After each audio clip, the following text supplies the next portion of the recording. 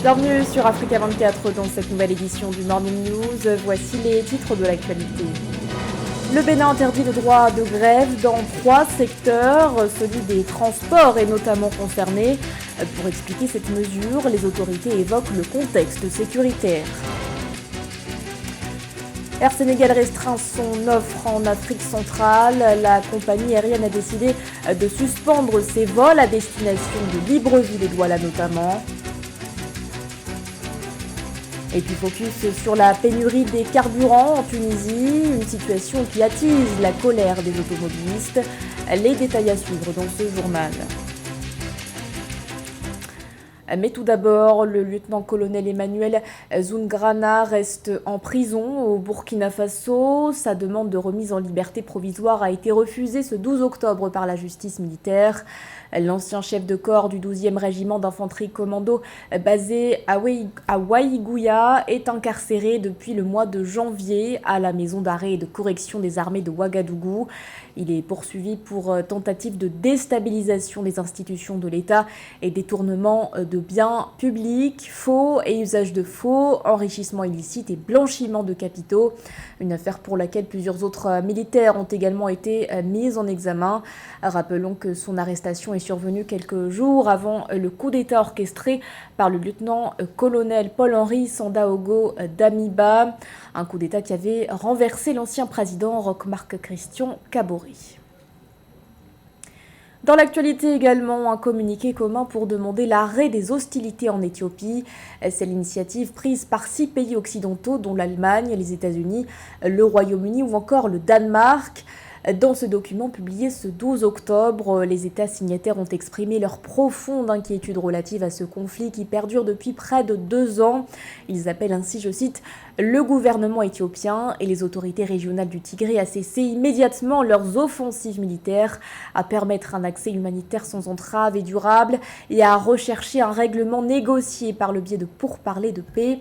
Autre point phare de ce texte, les pays stigmatisent les forces militaires érythréennes en leur demandant de stopper leurs opérations militaires et de se retirer du nord de l'Éthiopie. Rappelons que des pourparlers de paix étaient censés se tenir en Afrique du Sud entre les 2 parties en conflit, pourparlers qui ont finalement été reportés. Au Bénin, les acteurs issus du secteur des transports, des hydrocarbures et aéroportuaires ont désormais interdiction de faire grève. Une directive qui découle d'un projet de loi adopté par l'Assemblée nationale ce 11 octobre et qui vient modifier le texte existant. Les autorités béninoises justifient cette modification par, je cite, le contexte sécuritaire de plus en plus exigeant où la défense du territoire national et l'exercice des fonctions régaliennes de l'État commandent que certains secteurs d'activité soient en permanence mobilisés. Samantha Sabirou-Sabobanga. 3 nouveaux secteurs interdits au droit de grève au Bénin. L'Assemblée nationale a adopté ce mardi 11 octobre 2022 la nouvelle loi interdisant le droit de grève au secteur du transport, de l'aéroportuaire et des hydrocarbures. Interdit le droit de grève aux travailleurs des secteurs des hydrocarbures, du transport aérien et maritime est grave. C'est une violation des conventions 87 et de la convention 98 de l'OIT. C'est une remise en cause des droits acquis. Il doit pouvoir, le gouvernement du Bénin, que l'OIT a invité à conformer ses lois, notamment le Code du travail, la loi sur la grève, par rapport donc aux interdictions du droit de grève aux paramilitaires et aux agents du secteur de la santé. C'était déjà une violation des conventions. L'application de la loi est sollicitée en raison du contexte sécuritaire de plus en plus exigeant où la défense du territoire national et l'exercice des fonctions régaliennes de l'État commandent que certains secteurs d'activité soient en permanence mobilisés. Pour les ministres de la Justice Séverin Kenoum et de la ministre de la Fonction publique Adidjatou Matisse, il faut pouvoir préserver les organes vitaux de l'économie. Et aujourd'hui, on vient élargir cette violation à d'autres secteurs, au secteur des hydrocarbures, des transports maritimes et aériens. C'est inadmissible, c'est à condamner. Et j'invite les travailleurs du Bénin, de tous les secteurs, à se lever pour dire non à un tel abus. C'est un abus de pouvoir qui ramène notre pays à un siècle passé. Cette autocratie que nous avons connue avec le régime de Mathieu Kérékou qui a été combattu ne peut pas continuer. La CSTB proteste et invite les travailleurs à se mobiliser contre cela et se battre pour la satisfaction de leurs revendications. Cette décision intervient quelques semaines après la grève des contrôleurs aériens du Bénin qui avait paralysé l'aéroport international de Cotonou.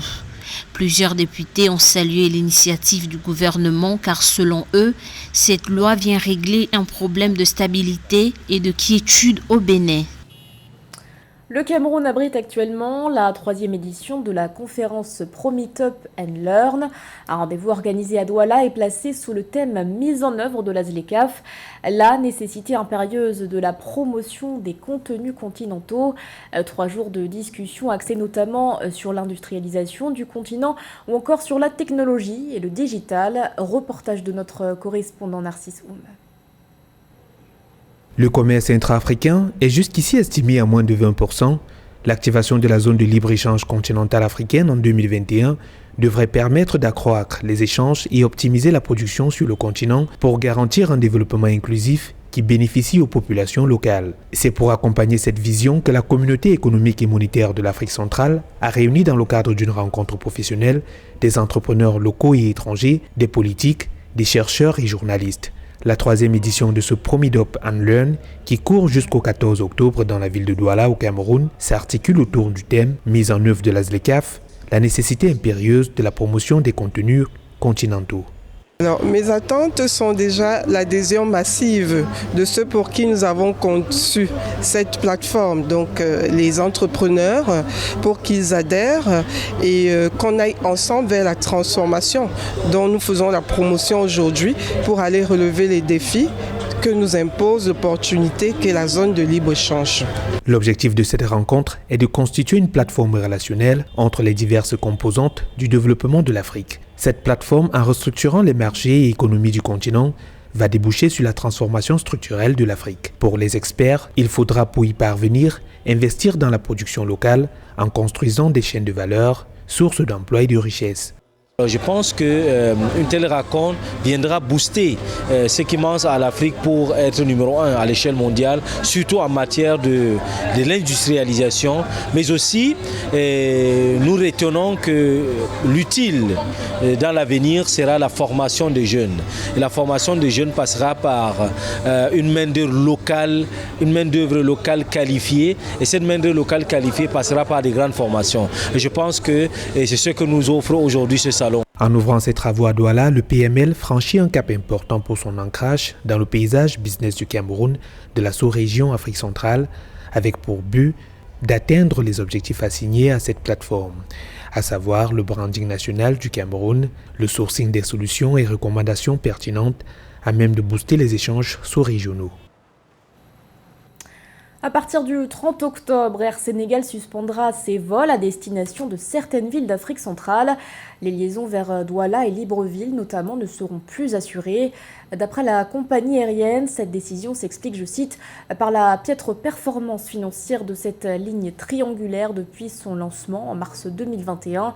Les explications de Roberto Bokbe.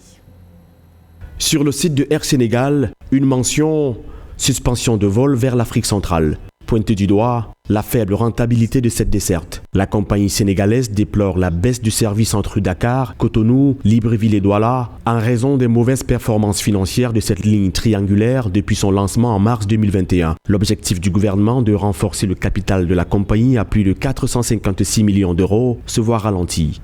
Cette décision est justifiée par les faibles performances financières de cette ligne en triangulaire depuis le lancement en mars 2021. Air Sénégal présente ses excuses aux passagers pour la perturbation occasionnée par cette décision et prévoit leur offrir une alternative pour les voyageurs ayant déjà acheté leur billet. L'ouverture de ces destinations, désormais suspendues, avait été effectuée de façon remarquable par un vol inaugural Dakar-Cotonou, Douala-Libreville. La compagnie desservait le Cameroun et le Gabon par 3 vols hebdomadaires en classe économique et affaires. Elle avait pour ambition de s'installer durablement et diversifier ses vols vers d'autres destinations sous-régionales, Bangui, Malabo, Brazzaville, N'Djamena. Avec cette suspension, Air Sénégal va désormais desservir avec une flotte de 9 avions, 15 destinations reparties dans 11 pays. Cette mesure peut ne pas être vue de bon œil par le grand public, mais on peut comprendre la position de M. Alioune Badara Fall, le directeur général, qui, depuis sa prise de fonction en juillet dernier, se positionne comme un cost killer, comme un tueur de coûts. Il a en effet décidé de revoir les orientations stratégiques de la compagnie aérienne, qui, il faut le dire, connaît pas mal de difficultés financières, mais également techniques. Fin janvier 2023, la compagnie aérienne compte élargir le spectre de la suspension de ses vols. Le pavillon sénégalais va aussi se retirer de Baltimore-Washington, se contentant de desservir l'aéroport JFK de New York. D'après certaines presses spécialisées, aucun communiqué ne l'annonce encore, mais les distributeurs de billets indiquent ne plus prendre de réservations au-delà de cette date. Le retour du Tchad sur le marché financier de la Communauté économique et monétaire de l'Afrique centrale se confirme. Le pays entend émettre un emprunt obligataire chiffré à 100 milliards de francs CFA. Sur cette somme, 80 milliards ont pu être sécurisés. Pour rappel, le dernier emprunt du Tchad date de 2013. Samantha Sabero Saboupangar.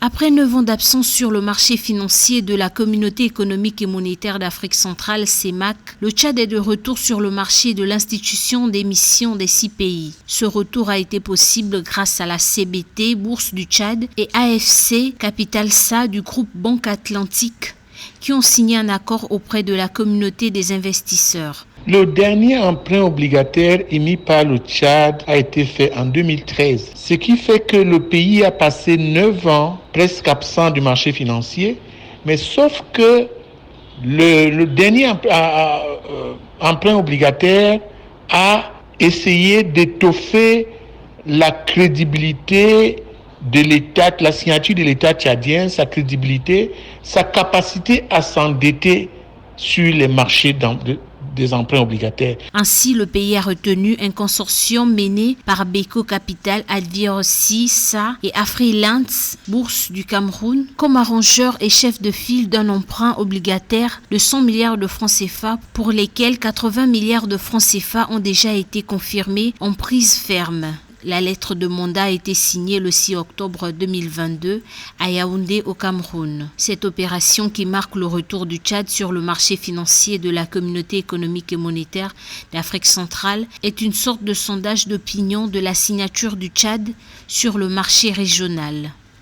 Au lendemain des décisions prises au Tchad visant à étoffer de nouveau la crédibilité politique du pays, l'État va donc, à travers ce nouvel emprunt obligataire, tester son image auprès des investisseurs, tester son image auprès de tous ceux qui peuvent encore acheter la signature du Tchad. Les fonds levés devraient permettre au pays d'Afrique centrale de redynamiser son économie après la conjoncture difficile renforcée par la pandémie du Covid-19. Plusieurs projets vont aussi être réalisés, notamment la construction des infrastructures économiques, électriques, scolaires, la finalisation des chantiers de grands édifices publics tels que la voirie urbaine pour l'assainissement de la ville de Djamena. En pleine crise économique, la Tunisie est confrontée depuis quelques jours à une pénurie des carburants, pénurie qui s'ajoute à celle des denrées de première nécessité qui dure depuis plusieurs mois déjà. Alors que les automobilistes sont excédés, la situation pourrait toutefois s'améliorer. Une reprise de l'approvisionnement en carburant a été annoncée ce 12 octobre. Zahra Mohamed Moutiouf. De longues files d'attente devant les stations-service.